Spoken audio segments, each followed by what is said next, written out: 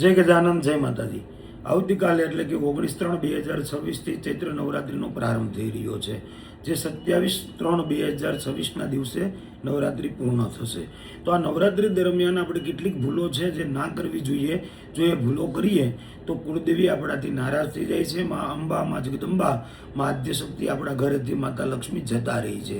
કોઈ પણ માતાના આશીર્વાદ કે કોઈ પણ માતાની કૃપા આપણા જીવનની અંદર આપણને પ્રાપ્ત નથી થતી। તો કેટલીક એવી ભૂલો છે જે આપણે નથી કરવાની। કઈ ભૂલો નથી કરવાની, ચાલો જાણીએ।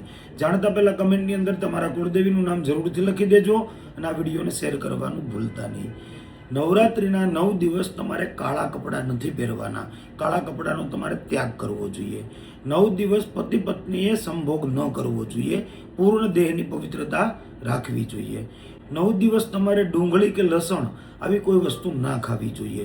અને 9 દિવસ તમારા ઘરને તમારે લોક કરીને, તાળું મારીને ઘરના બધા સભ્યોએ ક્યારેય બહાર ન જવું જોઈએ। જો તમે તમારા ઘરને લોક કરી અને જતા રહેશો તો માતાજી પણ તમારા ઘરેથી જતા રહેશે।